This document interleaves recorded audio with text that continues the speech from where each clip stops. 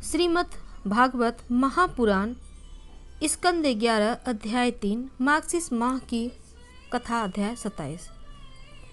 राजा निमि ने पूछा, भगवान सर्वशक्तिमान परम कारण विष्णु भगवान की माया बड़े बड़े मायावियों को भी मोहित कर देती है, उसे कोई पहचान नहीं पाता और आप कहते हैं कि भक्त उसे देखा करता है। अतः अब मैं उस माया का स्वरूप जानना चाहता हूँ, आप लोग कृपा करके बतलाइए। योगीश्वरों, मैं एक मृत्यु का शिकार मनुष्य हूँ। संसार के तरह तरह के ताप ने मुझे बहुत दिनों से तपा रखा है। आप लोग जो भगवत कथा रूप अमृत का पान करा रहे हैं, यह उन तापों को मिटाने की एकमात्र औषधि है। इसीलिए मैं आप लोगों की इस वाणी का सेवन करते करते तृप्त नहीं होता। आप कृपया और कहिए। अब तीसरे योगीश्वर अंतरिक्ष जी ने कहा, राजन, भगवान की माया स्वरूपतः अनिर्वचनीय है, इसलिए उसके कार्य की द्वारा ही उसका निरूपण होता है। आदि पुरुष परमात्मा जिस शक्ति से संपूर्ण भूतों के कारण बनते हैं और उनके विषय भोग तथा मोक्ष की सिद्धि के लिए अथवा अपने उपासकों की उत्कृष्ट सिद्धि के लिए स्वनिर्मित पंचभूतों के द्वारा नाना प्रकार के देव, मनुष्य आदि शरीरों की सृष्टि करते हैं, उसी को माया कहते हैं। इस प्रकार पंच महाभूतों के द्वारा बने हुए प्राणी शरीर में उन्होंने अंतर्यामी रूप से प्रवेश किया और अपने को ही पहले एक मन के रूप में और इसके बाद 5 ज्ञानेंद्रिय तथा 5 कर्मेंद्रिय, इन 10 रूपों में विभक्त कर लिया तथा उन्होंने द्वारा विषयों का भोग कराने लगे। अब देहाभिमानी जीव अंतर्यामी के द्वारा प्रकाशित इंद्रियों के द्वारा विषयों का भोग करता है। इस प्रकार पंचभूतों के द्वारा निर्मित शरीर को आत्मा अपना स्वरूप मानकर उसी में आसक्त हो जाता है। यह भगवान की माया है। अब वह कर्मेंद्रियों से सकाम कर्म करता है और उसके अनुसार शुभ कर्म का फल सुख, अशुभ कर्म का फल दुख भोग करने लगता है और शरीरधारी होकर इस संसार में भटकने लगता है। यह भगवान की माया है। इस प्रकार यह जीव ऐसी अनेक अमंगलमय कर्म गतियों को, उनके फलों को प्राप्त करता है और महाभूतों के प्रलय पर्यंत विवश होकर जन्म के बाद मृत्यु और मृत्यु के बाद जन्म को प्राप्त होता रहता है। यह भगवान की माया है। जब पंचभूतों के प्रलय का समय आता है, तब अनादि और अनंत काल स्थूल और सूक्ष्म द्रव्य एवं गुण रूप इन समस्त व्यक्त सृष्टि को अव्यक्त की ओर, उसके मूल कारण की ओर खींचता है। यह भगवान की माया है। उस समय पृथ्वी पर लगातार 100 वर्ष तक भयंकर सूखा पड़ता है। वर्षा बिल्कुल भी नहीं होती। प्रलय काल की शक्ति सूर्य की उष्णता को और बढ़ा देती है तथा वे तीनों लोकों को तपाने लगते हैं। यह भगवान की माया है। उस समय शेष नाग संकर्षण के मुंह से अपनी प्रचंड लपटें निकलती है। वायु की प्रेरणा से वे लपटें पाताल लोक से जलाना आरंभ करती है तथा और भी ऊंची ऊंची होकर चारों ओर फैल जाती है। यह भगवान की माया है। इसके बाद प्रलयकालीन सामवर्तक मेघगण हाथी की सूंड के समान मोटी मोटी धाराओं से 100 वर्ष तक बरसता रहता है। उससे यह विराट ब्रह्मांड जल में डूब जाता है। यह भगवान की माया है। राजन, उस समय जैसे बिना ईंधन के आग बुझ जाती है, वैसे ही विराट पुरुष ब्रह्मा अपने ब्रह्मांड शरीर को छोड़कर सूक्ष्म स्वरूप अव्यक्त में लीन हो जाते हैं। यह भगवान की माया है। वायु पृथ्वी की गंध खींच लेती है, जिससे वह जल के रूप में हो जाती है और जब यही वायु जल के रस को खींच लेती है, तब वह जल अपना कारण अग्नि बन जाता है। यह भगवान की माया है। अब जब अंधकार अनिक का रूप ले लेता है, तब वह अग्नि वायु में लीन हो जाती है और जब आकाश रूप आकाश वायु की स्पर्श शक्ति छीन लेता है, तब वह आकाश में लीन हो जाता है। यह भगवान की माया है। राजन, तदंतर काल रूप ईश्वर आकाश के शब्द गुण को हरण कर लेता है, जिससे वह तामस अहंकार में अंधकार में लीन हो जाता है। इंद्रियां और बुद्धि राजस अहंकार में लीन होती हैं। मन सात्विक अहंकार से उत्पन्न देवताओं के साथ सात्विक अहंकार में प्रवेश कर जाता है। तथा अपने 3 प्रकार के कार्य के साथ अहंकार महत्व में लीन हो जाता है। महत्त्व पृथ्वी में और प्रकृति ब्रह्म में लीन होती है। फिर इसी के उल्टे क्रम से सृष्टि होती है। यह भगवान की माया है। यह सृष्टि, स्थिति और संहार करने वाली त्रिगुणमयी माया है। इसका हमने आपसे वर्णन किया है। अब आप और क्या सुनना चाहते हैं? राजा निमि ने पूछा, महर्षि जी, इस भगवान की माया को पार करना उन लोगों के लिए बहुत ही कठिन है जो अपने मन को बस में नहीं कर पाए हैं। अब आप कृपा करके यह बताइए कि जो लोग शरीर आदि में आत्मबुद्धि रखते हैं तथा जिनकी समझ मोटी है, वे भी अनायास ही इसे कैसे पार कर सकते हैं? अब चौथे योगीश्वर प्रबुद्ध जी बोले, राजन, स्त्री पुरुष आदि बंधनों में बंधे हुए संसारी मनुष्य सुख की प्राप्ति, दुख की निवृत्ति के लिए बड़े बड़े कर्म करते हैं। जो पुरुष माया के पार जाना चाहता, उसको विचार करना चाहिए कि उनके कर्मों का फल किस प्रकार विपरीत होता जाता है। वे सुख के बदले दुख पाते हैं और दुख निवृत्ति के स्थान पर दिनों दिन दुख बढ़ता ही जाता है। एक धन को ही लो, इससे दिन पर दिन दुख बढ़ता है। इसको पाना भी कठिन है और यदि किसी प्रकार मिल भी जाए तो आत्मा के लिए तो यह मृत्यु स्वरूप ही है। जो इसी में उलझनों में पड़ जाता है वह अपने आप को भूल जाता है। इसी प्रकार घर, पुत्र, स्वजन, संबंधी, पशुधन आदि भी अनित्य और नाशवान ही है। यदि कोई इन्हें जुटा भी ले तो उनसे क्या सुख शांति मिलती है। इसी प्रकार जो मनुष्य माया से पार जाना चाहता है, उसे यह भी समझ लेना चाहिए कि मरने के बाद प्राप्त होने वाले लोक परलोक भी ऐसे ही नाशवान है, क्योंकि इस लोक की वस्तुओं के समान वे भी कुछ सीमित कर्मों तक ही सीमित फल मात्र है। वहाँ भी पृथ्वी के छोटे छोटे राजाओं के समान बराबर वालों से होड़ अथवा लाग डांट रहती है। अधिक ऐश्वर्य सुख वालों के प्रति छिंद व्यसन तथा ईर्ष्या द्वेष का भाव रहता है। कम सुख और ऐश्वर्य वालों के प्रति घृणा रहती है। एवं कर्मों का फल पूरा हो जाने पर वहाँ से पतन तो होता ही है, उसका नाश निश्चित है। नाश का भय वहाँ भी नहीं छूट पाता। इसलिए जो परम कल्याण का जिज्ञासु हो, उसे गुरुदेव की शरण लेनी चाहिए। गुरुदेव ऐसे हों जो शब्द ब्रह्मा वेदों के पारदर्शी विद्वान हों, जिससे वे ठीक ठीक समझा सके और साथ ही परब्रह्म में परिनिष्ठ तत्वज्ञानी भी हों, ताकि अपने अनुभव के द्वारा प्राप्त हुई रहस्य की बातों को बता सके। उनका चित्त शांत हो, व्यवहार के प्रपंच में विशेष प्रवृत्त ना हो। जिज्ञासु को चाहिए कि गुरु को ही अपना परम प्रियतम आत्मा इष्ट रूप माने, उनकी निष्कपट भाव से सेवा करे और उनके पास रहकर भगवत धर्म की, भगवान को प्राप्त करने वाले भक्ति भाव के साधनों की क्रियात्मक शिक्षा ग्रहण करे।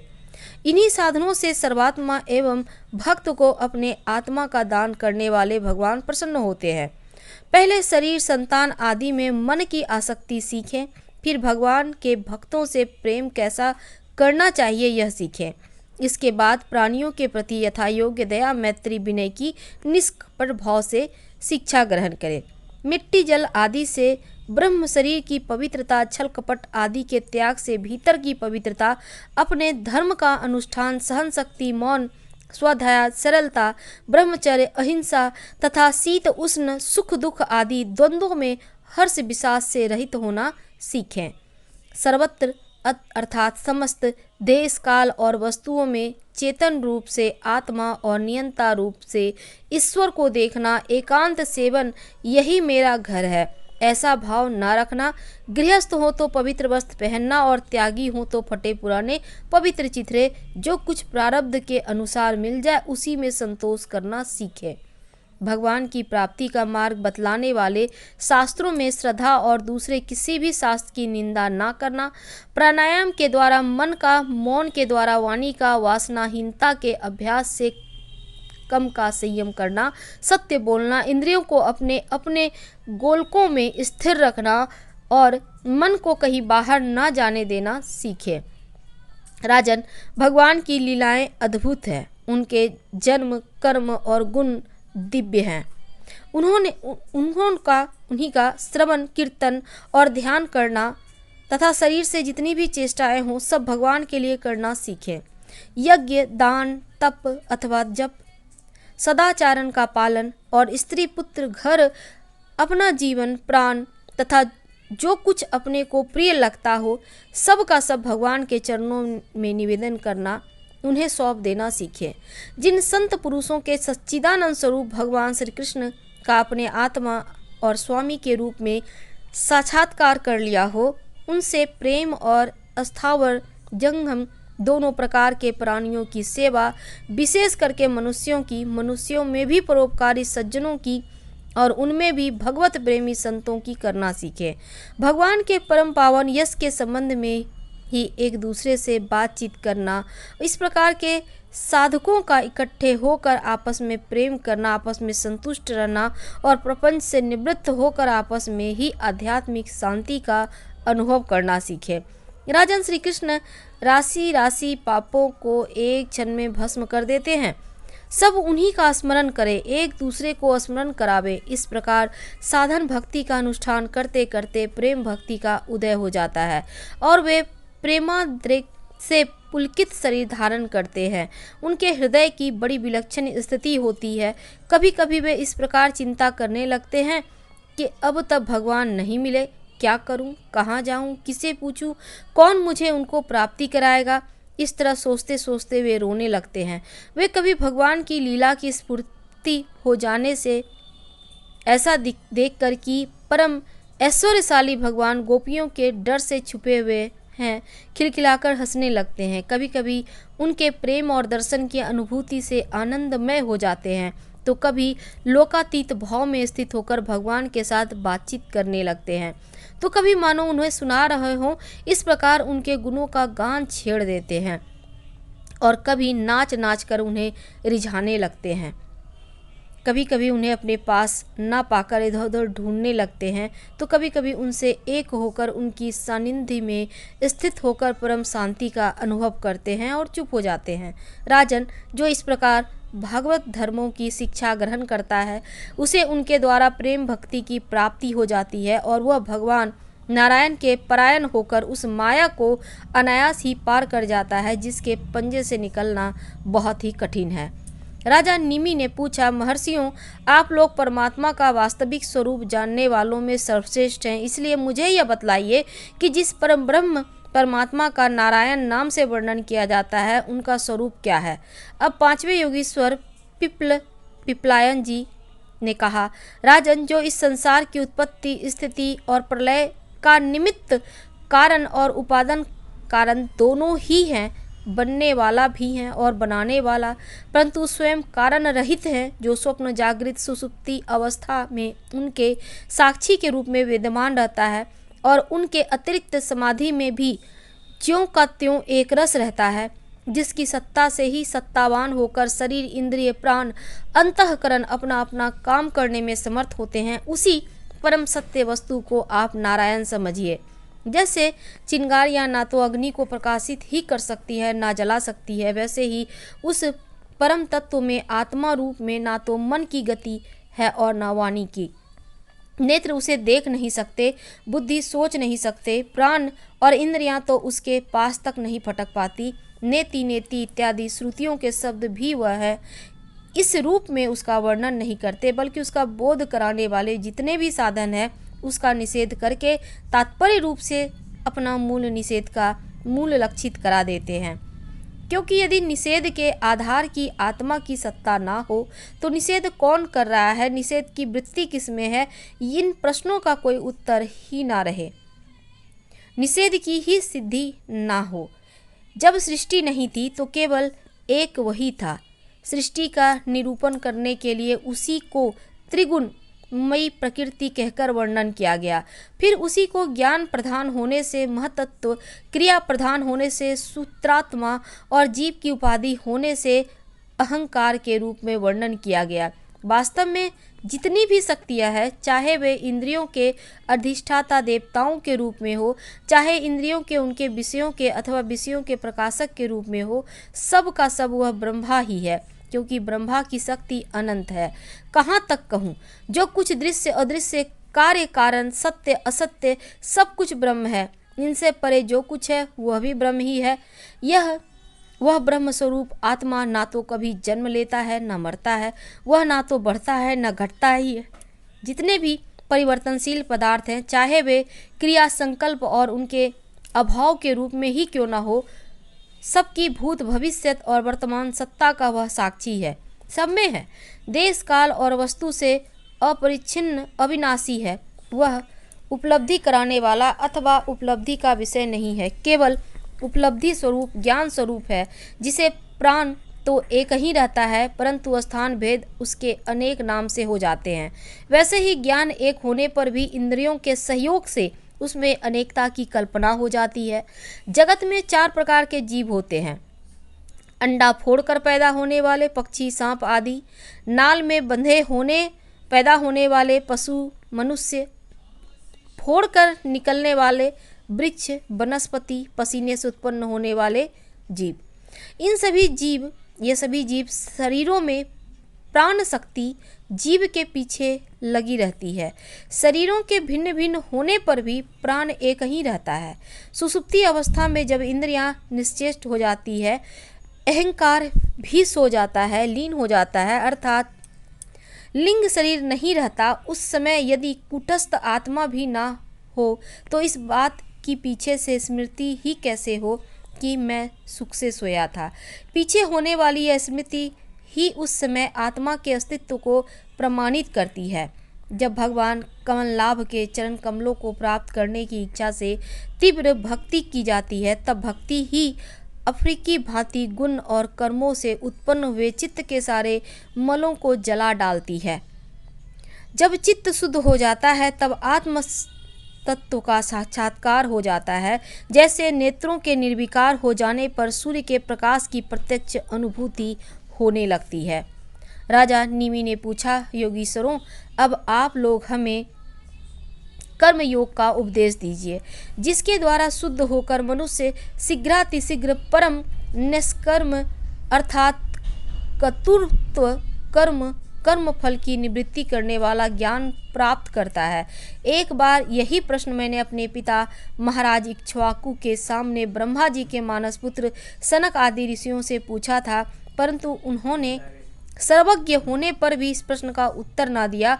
इसका क्या कारण था, कृपा करके मुझे बताइए। अब छठे योगीश्वर आविहों जी ने कहा, राजन, कर्म शास्त्र विहीन, अकर्म निषिद्धि और विकर्म विहित का उल्लंघन, इन तीनों एकमात्र वेद के द्वारा जाने जाते हैं। इनकी व्यवस्था लौकिक रीति से नहीं होती।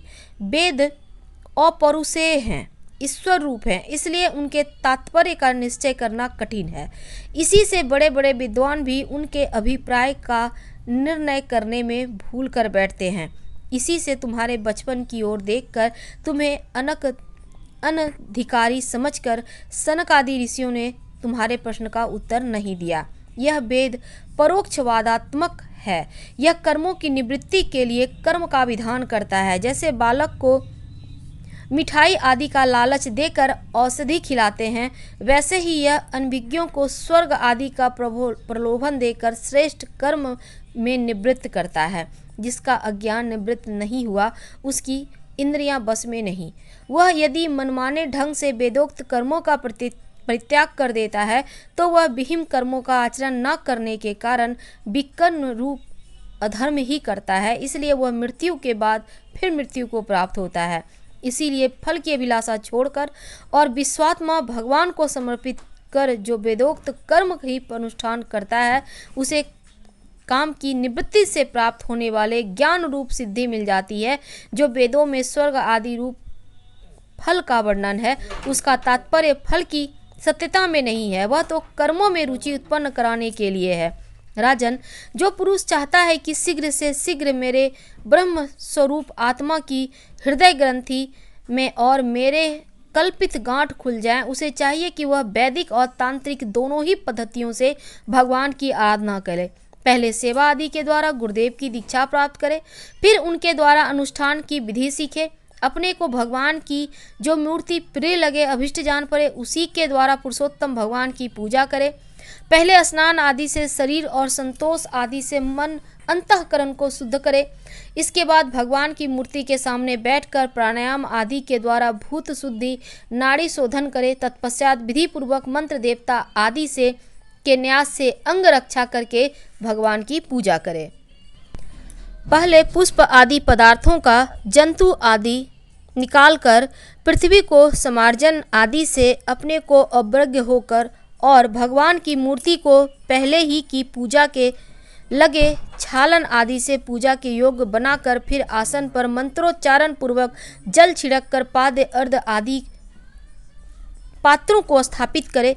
तदंतर एकाग्रचित्त होकर हृदय में भगवान का ध्यान करके फिर उसे सामने की श्री मूर्ति में चिंतन करे। तदंतर हृदय सिर शिखा हृदय नमः शीर्षे स्वाहा इत्यादि मंत्रों से न्यास करे और अपने इष्ट देव के मूल मंत्र के द्वारा देश काल आदि की अनुकूल प्राप्त पूजा सामग्री से प्रतिमा आदि में अथवा हृदय में भगवान की पूजा करे।